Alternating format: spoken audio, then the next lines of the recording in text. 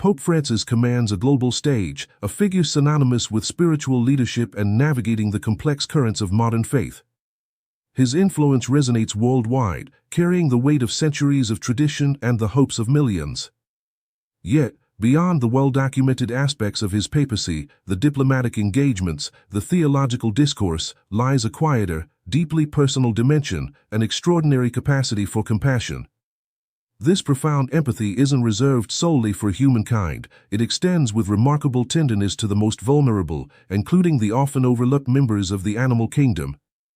Perhaps echoing his chosen namesake, Saint Francis of Assisi, known for his kinship with all creation, these humble creatures frequently embody something essential for the Pope: a purity, an uncomplicated honesty and affection, a reflection perhaps of divine love in its simplest form.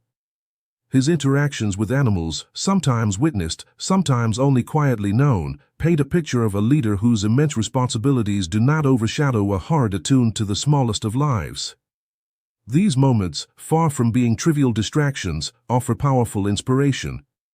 They are heartwarming episodes that have resonated deeply with millions across diverse backgrounds, serving as poignant reminders of the universal language of kindness and the inherent dignity within all creation. We invite you to journey through some of these unforgettable encounters, each a small miracle unfolding against the backdrop of solemnity and ritual. Imagine a small, lost dog finding itself bewildered amidst ancient stones, or picture a wounded dove held gently, becoming an unlikely ambassador for peace. These are more than just charming stories, they are parables in action, illustrating a deep-seated belief lived out through genuine connection. Prepare to witness how simple gestures towards four-legged friends and feathered messengers reveal profound, elemental truths often obscured in the noise of world affairs. They demonstrate that sometimes the most significant messages arrive not through sermons, but through the silent understanding shared with a creature in need. Indeed, these encounters underscore a fundamental respect for life in all its forms, a principle brought startlingly into focus by an unexpected event one day within the imposing, historic walls of the Vatican. The little black dog who found St. Peter's Square. That principle of fundamental respect found a poignant stage one sweltering day, not in a private chapel, but amidst the vast, sun-baked expanse of St. Peter's Square. The Roman sun beat down mercilessly, reflecting off the ancient stones as hundreds of tourists milled about, absorbed in history and handheld devices, each walking within their own world. Lost within this bustling human sea, seemingly invisible, a small black dog wandered aimlessly. Exhaustion etched itself onto his small frame, his tongue lolled in the oppressive heat, his paws seemingly barely able to support his tired body any longer. He was adrift, a tiny creature seeking solace in a place of overwhelming grandeur. Each hopeful approach towards a potential benefactor, a quest for just a moment of attention or relief, was met largely with indifference, disdainful glances, or abrupt gestures urging him away. In the eyes of many moving through the historic square, he was simply not there, or worse, a nuisance to be dismissed. His vulnerability seemed to offer no purchase on the attention of the crowd. Yet, amidst the general disregard, small sparks of compassion flickered, offering brief moments of respite. A cluster of visitors, perhaps charmed by his very persistence, were touched by his obvious plight, paused not to shoo him away, but instead began to take pictures of him tenderly. Moments later, a nun with a kind face, clearly seeing his suffering, bent low. She offered precious cool water from a makeshift bottle cap, a simple offering the little creature lapped gratefully, a flicker of renewed hope momentarily shining in his bright eyes. But the respite was tragically brief. The relentless heat continued its assault, and soon the dog began to stagger, his already depleted strength visibly fading. Observing the unfolding scene from his stationary post, a Vatican guard felt a pang of empathy pierce through the demands of duty. Setting aside the usual rigid protocols regarding animals in the sacred space, he carefully approached the struggling creature, scooped the small, warm body into his arms, and carried him to the relative cool of a shady spot beneath the massive marble pillars standing sentinel over the square. A measure of energy returned with the shade and rest. Driven again by some unknown, perhaps desperate instinct, maybe seeking only sanctuary from the heat and indifference, the little black dog stirred once more.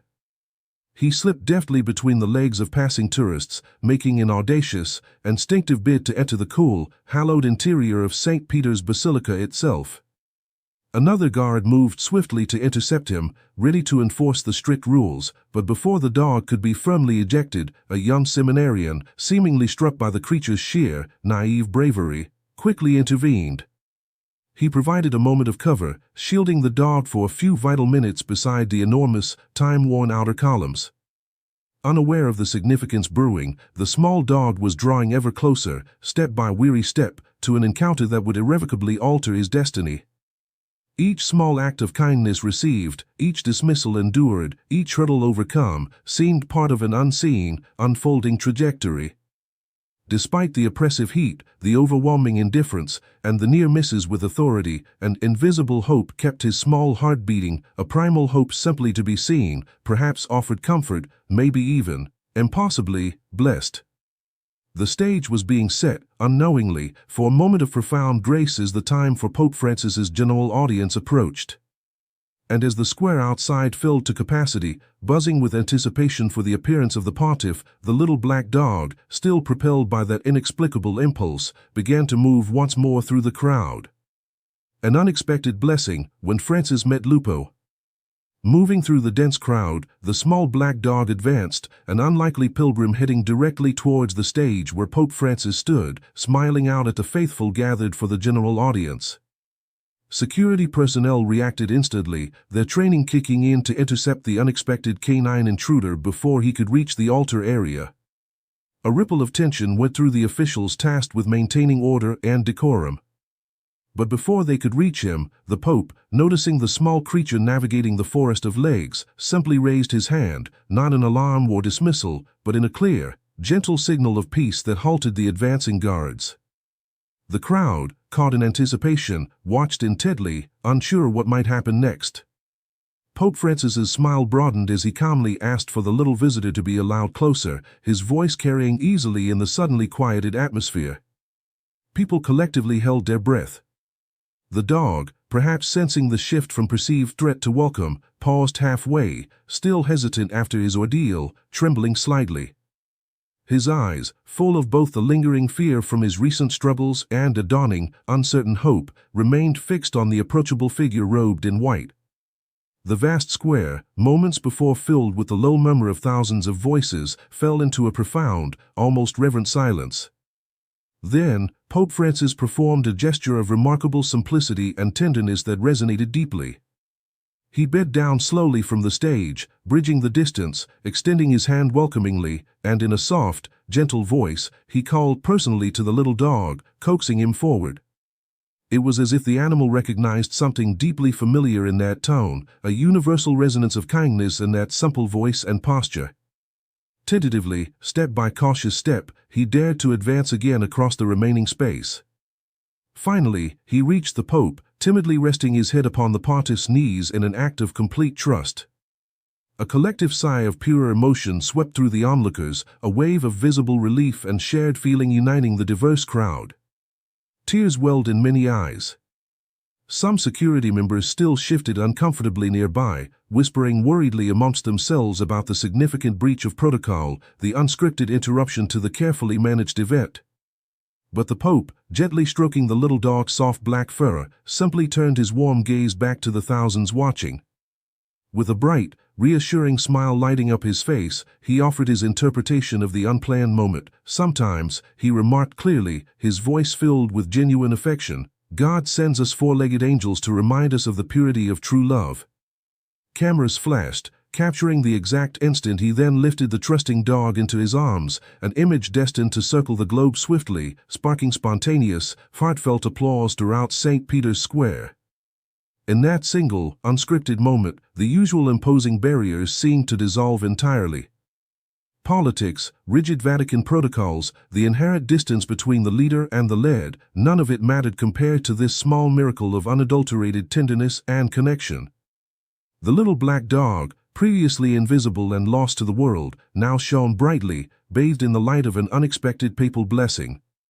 This marked the true beginning of the most beautiful, unlikeliest chapter of his life, the life of the dog who would soon come to be known affectionately within the Vatican walls as Lupo.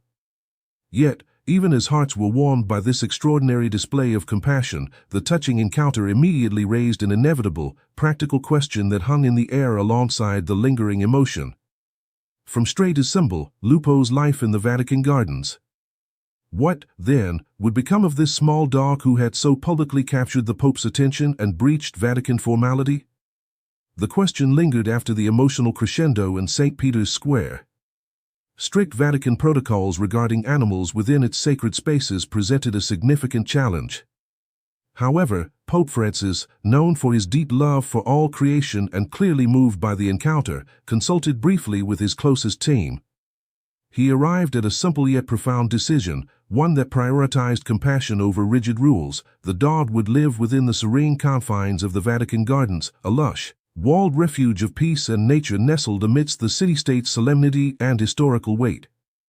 Acclimatization wasn't immediate for the newly named Lupo, a moniker suggested by one of the elderly gardeners. The trauma and uncertainty of his previous life as a stray clung to him persistently. Initially, the little dog was deeply suspicious and fearful, shunning the food kindly offered by attendants and spending hours hidden amongst the manicured bushes and withered statues, his sad eyes observing everything warily from a perceived safe distance. His spirit seemed wounded, hesitant to trust this sudden turn of fortune. Learning of Lupo's ongoing struggles to settle, Pope Francis chose not to delegate, but to act personally, demonstrating his commitment. One sun-drenched morning, he walked purposefully into the gardens carrying a small plate of food prepared especially for the timid resident. He didn't press or pursue, he simply sat down patiently on the grass, calling Lupo gently by name, radiating calm. After long minutes filled only with the sounds of the garden and Lupo's internal hesitation, instinct, and perhaps an invisible thread of burgeoning confidence, finally guided the dog timidly forward. He sniffed the Pope's outstretched hand and, for the very first time since his arrival, accepted a morsel of food directly from his fingers. It was a quiet, almost imperceptible moment to any outside observer, yet charged with enormous meaning, a silent promise exchanged, one of dedicated care and the fragile beginnings of trust. Consistent care was crucial for genuine healing. Lupo remained restless at times, sometimes howling plaintively in the solitude of the night gardens, a reminder of past loneliness. It was then that Giovanni, an elderly gardener carrying the quiet grief of losing his own beloved dog years prior, felt a particular kinship, a gentle calling in his own heart.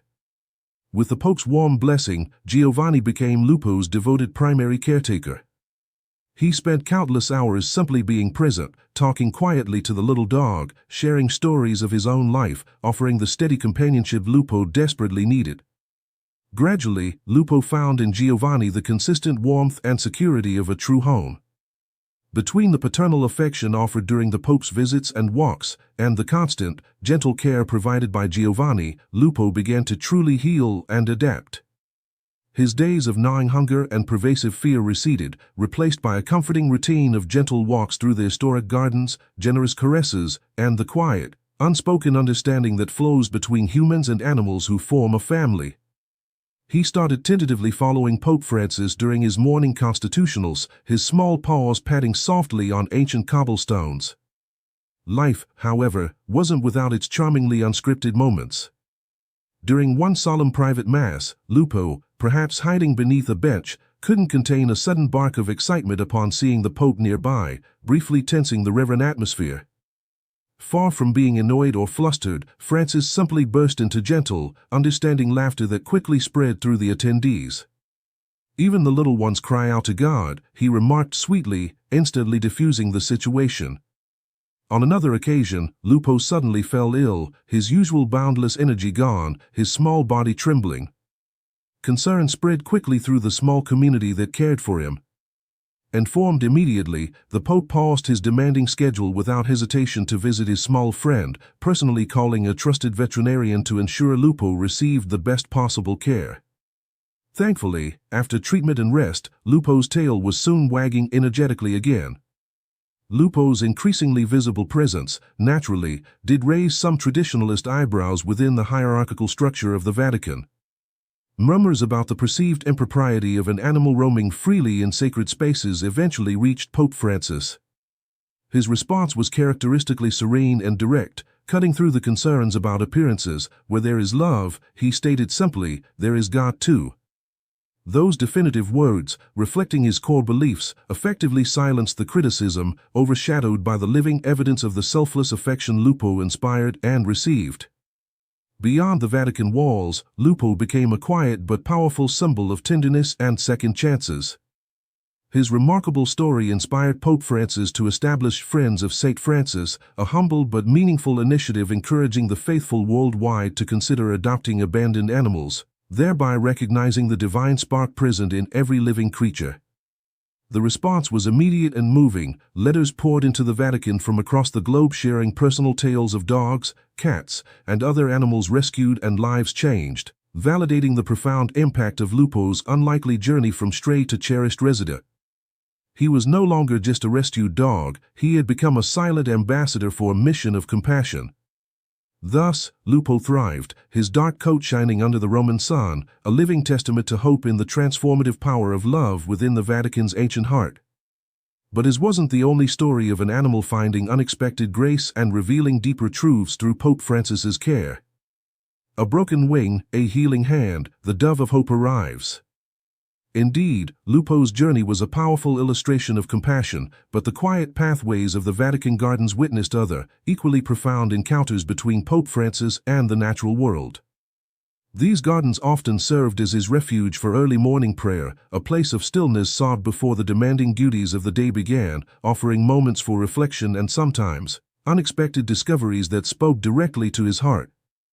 One cool dawn, with dew still clinging heavily to the leaves of ancient olive trees and fragrant rose bushes, his eye caught something unusual nestled beneath the gnarled roots of an old tree. It was a small white dove, shivering noticeably, its feathers ruffled, clearly wounded and heartbreakingly vulnerable in the quiet morning light. Moving slowly, with the quiet reverence one might reserve for something sacred or profoundly fragile, Pope Francis bent down and gently, carefully, took the trembling bird into his cupped hands. His concern was immediate and palpable. He quickly summoned Monsignor Vittorio, the trusted veterinarian who occasionally tended to the few animals residing within the Vatican's care. After a careful, gentle examination of the small creature, Monsignor Vittorio delivered a somber prognosis, his voice kept low out of respect. "Holiness," he reported quietly, "the wounds appear to be internal. Frankly, I don't know if she will survive." The outlook was undeniably bleak for the tiny bird. But for Pope Francis, even the slimmest chance was reason enough to act. He decided then and there, with quiet determination, that this tiny, injured life deserved every possible effort towards salvation, every silent prayer he could personally offer. Countering gentle advice from concerned aides suggesting perhaps he not become too personally involved given the poor prognosis, Francis remained firm in his resolve. He arranged for a small, makeshift sanctuary to be set up in a quiet corner of his own office, near a bright window where the dove could rest undisturbed and feel the warmth of the sun. There, amidst the official papers and the daily duties associated with his global office, he dedicated precious moments to the injured bird's care. He would read passages from the Psalms aloud in a low, calming voice, or simply speak to her quietly about the sustaining power of peace and the infinite, unconditional love that resided within every living creature, hoping the gentle vibrations of his words might somehow soothe her evident fear and pain. The dove, though weak, seemed to find a measure of comfort in his steady, gentle presence. Naturally, this unusual level of personal papal attention devoted to a single, injured bird did not go entirely unnoticed within the Vatican. One of the senior cardinals tactfully, respectfully, warned that such a visible attachment could potentially be misinterpreted by the broader public, or perhaps even be viewed internally as an unnecessary distraction from the weightier matters constantly demanding the Pope's attention. Francis met the well-intentioned concern with his characteristic humble smile and a simple, yet profoundly disarming question. "If we cannot take care of the small," he asked gently, getting to the heart of his conviction, "how can we possibly take care of the whole world?" In that defining moment, the tiny, wounded dove found an unwavering protector in the man responsible for guiding millions of faithful worldwide. Under this dedicated, personal care, the following days became a mixture of tentative hope and quiet anxiety. The dove's physical wounds indeed began healing, albeit slowly. Yet, something deeper, perhaps an invisible wound inflicted by her trauma, seemed broken within her. A profound fear kept her grounded. The natural instinct to test her wings, to embrace the freedom of flight, remained dormant, completely overshadowed by a paralyzing apprehension. The demands of his global role soon called Pope Francis away on an urgent diplomatic visit to another country. With genuine regret at leaving his small patient, he left clear, detailed instructions for the dove's ongoing care with his personal secretary. Before finally departing, he knelt beside her small resting place, murmuring softly, almost a promise, "I will return. Do not be afraid." Yet, upon his return several days later, he found the little bird still trembling, still withdrawn into herself. A pang of sadness struck his heart. Had he failed her? Had his absence inadvertently reinforced her deep-seated fear? But his response wasn't despair. Without hesitation, he once again took the fragile creature back into his hands, feeling the slight, persistent tremor of her body. He offered a silent, heartfelt prayer, consciously renewing his own deep faith in God's often inscrutable timing and mysterious designs, recommitting himself with quiet intensity to the care of this small, feathered charge entrusted briefly to him. This quiet act of renewed faith unfolded away from public view, yet the dove's persistent fragility, her seeming inability to embrace the freedom of flight despite her slowly mending wings, would soon present a very public and deeply symbolic challenge. Flight of faith, the imperfect symbol of peace. This quiet commitment, this faith placed in a fragile creature, soon faced a significant test as a major peace ceremony approached, an event planned for the world stage involving symbolic gestures visible to millions. Within the Vatican, understandable tensions grew regarding the little dove's role. The bird, though her physical wounds were slowly healing under the Pope's dedicated care, remained hesitant, clearly marked by her ordeal, her fear of flying still palpable. Some concerned advisors discreetly proposed substituting her for the ceremony. Wouldn't the stronger, more vigorous bird be a more fitting, less troublesome symbol for such a globally watched moment? They understandably feared a public relations mishap, an embarrassing falter if the fearful dove failed to fly properly before the eyes of the world, potentially undermining the intended message of peace. Pope Francis listened patiently and respectfully to their pragmatic concerns, his gaze resting calmly on his little charge sleeping peacefully in her makeshift sanctuary near the window. When the discussion concluded, his response was gentle but unequivocally firm. "We do not exchange the wounded," he stated, his voice quiet but resolute, capturing a core principle.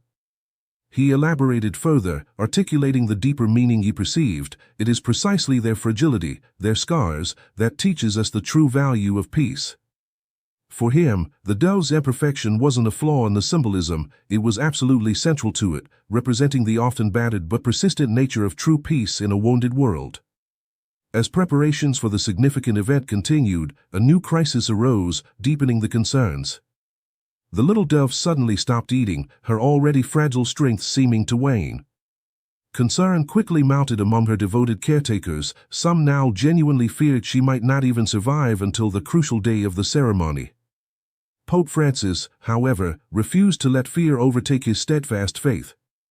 That night, instead of retiring to his own quarters, he brought a simple chair to the dove's quiet corner in his office. There, under the soft glow of a dim lamp, he remained through the long, quiet hours of the night, praying quietly, softly singing hymns and ancient psalms of hope, keeping watch over his small patient like a worried father beside the bed of his sick child. As dawn broke, painting the Roman sky with soft light, Francisco, weary but serene after his vigil, witnessed a small, hopeful miracle. Hearing his familiar voice pierce the pre-dawn stillness, the dove slowly, deliberately, stretched her wings, as if finally, truly responding to his unwavering call to life and trust.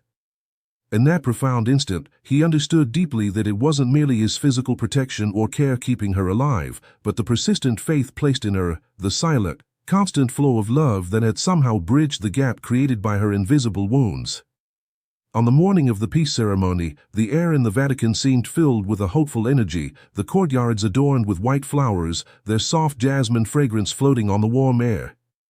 Pope Francis, the recovered dove resting carefully and calmly within his hands, headed towards the main balcony overlooking St. Peter's Square, ready to address the world.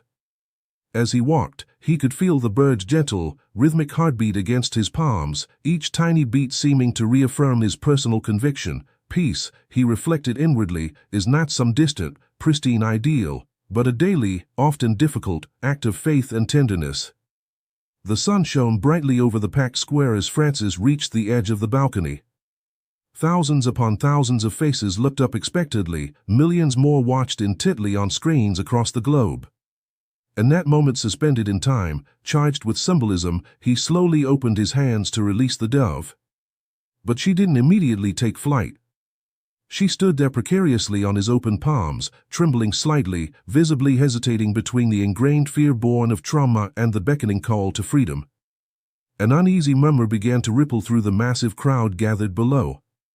With infinite patience, the Pope leaned closer and whispered encouragement meant only for her delicate ears: trust. The world needs your courage. As if responding directly to that personal, heartfelt plea, the dove gave a little jump, a commitment made, and finally launched herself into the bright blue sky. Applause erupted instantly from the square, a wave of collective relief and joy. But scarcely had she begun her hopeful ascent when, shockingly, a large, aggressive crow and a seagull, perhaps attracted by the sudden commotion or simply seeing easy prey, swooped aggressively down towards the small white bird. A collective cry of horror rose instinctively from the square below. Yet, Pope Francis remained motionless on the balcony, his face entirely serene, his expression one of complete, unwavering trust in the fragile creature's innate resilience. And incredibly, his faith was rewarded. The little dove, in an unexpected display of startling agility, skillfully dodged her attackers. Then, as if finding a hidden reserve of strength, she rose even higher, gaining altitude with newfound confidence and purpose, flying determinedly towards the clouds until she disappeared from view, leaving behind an almost tangible trail of hope in the Roman sky. Once the immediate danger had passed and the brave dove was gone from sight, the raw emotion surging through the square was palpable.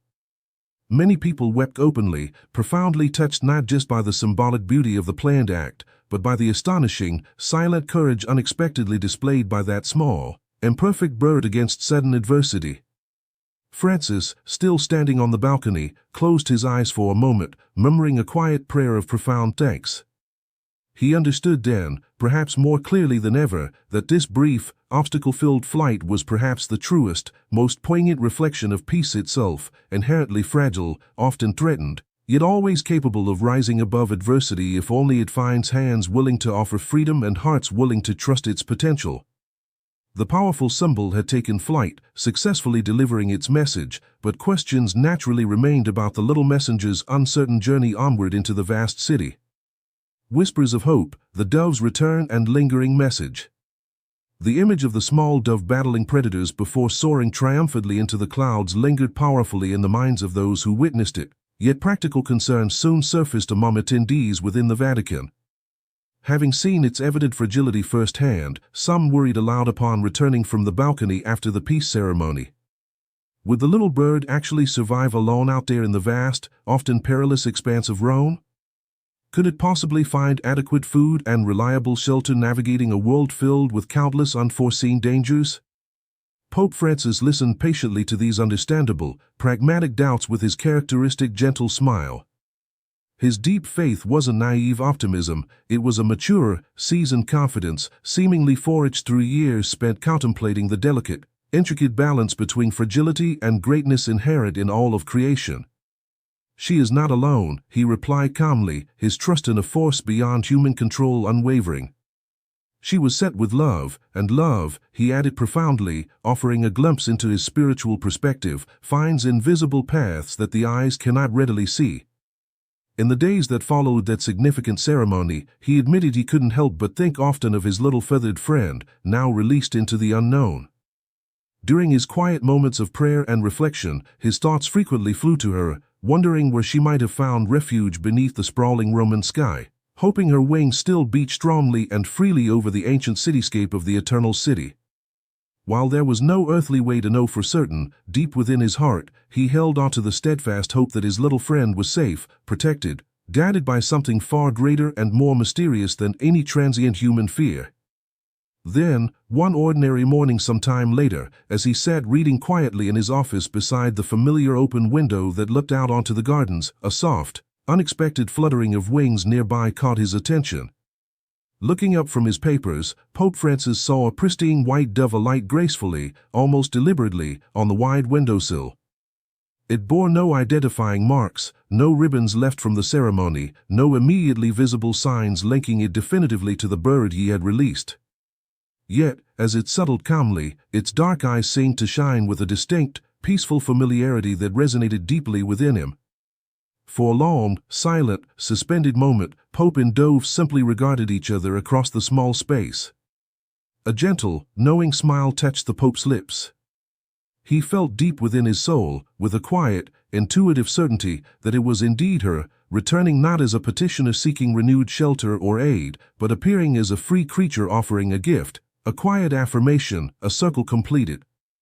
Almost immediately, concerned attendants nearby noticed the avian visitor and rushed forward, preparing instinctively to scare the bird away, perhaps fearing the spread of disease or interpreting its uninvited presence through the lens of old superstitions as a potentially bad omen. But Pope Francis calmly raised a hand, gently but firmly stopping them before they could disturb the peaceful scene. "Let her be," he instructed in a calm, clear voice that carried quiet authority. "Peace," he added thoughtfully, sharing the insight the moment brought him, "doesn't always knock twice on our door." And so, he allowed the dove to simply rest undisturbed at his open window while he returned to his reading, a silent, comfortable understanding seeming to pass between them, a promise fulfilled beyond the need for any words, a simple moment of pure, unannounced grace. This surprising visit wasn't merely an isolated incident. As the subsequent days and weeks unfolded, the white dove became a regular, peaceful visitor to the Pope's window. Sometimes it would simply perch nearby in quiet companionship as he wrote letters or sat in silent meditation, sharing his workspace without intrusion. In these discreet, repeated visits, Francis found his own deeply held faith quietly renewed. He saw in them the persistent, resilient goodness that somehow endures in the world, the subtle beauty of small, everyday miracles that can unexpectedly blossom when one finds the courage to release love and trust, rather than attempting to possess or control it. The dove had become, without any fanfare or formal announcement, a living, breathing symbol of his deepest mission, a tangible sign of hope's enduring resilience. He understood with growing clarity that his story with the dove wasn't ultimately about successful rescue or long-term ownership, but entirely about the profound act of trust, trusting that simple acts of love and release, however small or seemingly insignificant they might appear in the grand scheme, so potent and visible seeds that inevitably find fertile ground and blossom, often where and when least expected. It powerfully reaffirmed his core conviction about finding the living presence of God manifested in the little ones, the humble beings whose seemingly small lives often hold the most profound lessons for humanity. Watching the dove eventually depart once again into the vast Roman sky one day, he saw not an ending or a loss, but a continuing promise, the enduring promise of a world that, despite all its deep fractures, suffering, and fears, could still learn to fly towards peace, powered by unwavering trust and boundless, courageous love. Both this gentle dove and the boisterous Lupo, in their uniquely different ways, became resonant threads in a larger narrative Pope Francis was weaving through his papacy, a narrative about the undeniable strength found in vulnerability and the enduring power of simple compassion. The enduring legacy of simple kindness. These twin narratives, one featuring a boisterous, resilient dog named Lupo and the other a fragile, hopeful dove, resonate with converging lessons, echoing far beyond the Vatican walls. They speak volumes, illustrating a core aspect of Pope Francis's message to the world, communicated not just through words but through lived example. Through these touching encounters, we see a profound truth illuminated time and again. Genuine miracles and deep spiritual insights often arrive not through extraordinary signs or grand pronouncements, but within the quiet simplicity of ordinary kindness. Compassion extended freely to the most vulnerable creatures, the lost, the injured, the overlooked, becomes a powerful conduit for experiencing and sharing grace in its purest form. These stories vividly underscore Pope Francis's consistent teaching on the sanctity and interconnectedness of all life, echoing the spirit of his namesake, Saint Francis of Assisi. Whether demonstrated by taking in a stray puppy wandering into a sacred space, offering dedicated personal care to a wounded bird found by chance, or simply showing profound respect for the creatures sharing our world, the underlying principle remains compellingly clear: every life matters. Every single being, regardless of its size or station, holds inherent dignity and reflects a spark of the divine creator. Beyond the immediate impact within the Vatican, these moments of unscripted tenderness have offered tangible inspiration and hope to countless people globally, shared through captured images and retold stories. They form a vital part of Pope Francis's enduring legacy, a legacy characterized not only by significant theological leadership but perhaps just as profoundly by authentic humility, by a deep-seated love for all creation, and by the remarkable, consistent ability to perceive and honor the divine spark within even the smallest or seemingly most insignificant beings among us. Perhaps these accounts serve as an invitation for us, too, to look closer within our own lives and communities. They encourage us to recognize the small miracles of connection that occur daily, often unnoticed, and to perhaps more readily seize the countless opportunities for extending simple compassion that present themselves, often in very unexpected ways.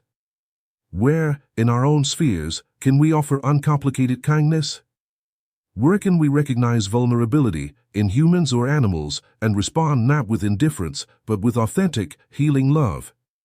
This spirit finds tangible expression in initiatives born from such encounters, like the Friends of St. Francis program that grew from Lupo's story, encouraging animal adoption worldwide, or even simple annual reminders like calendars celebrating heartwarming animal stories, small ways the initial inspiration continues to ripple outwards, prompting concrete acts of care and connection. Ultimately, the enduring image left by these interwoven stories is one of gentle strength, of a global leader finding profound personal connection and expressing deep spiritual truths through his relationship with the animal world.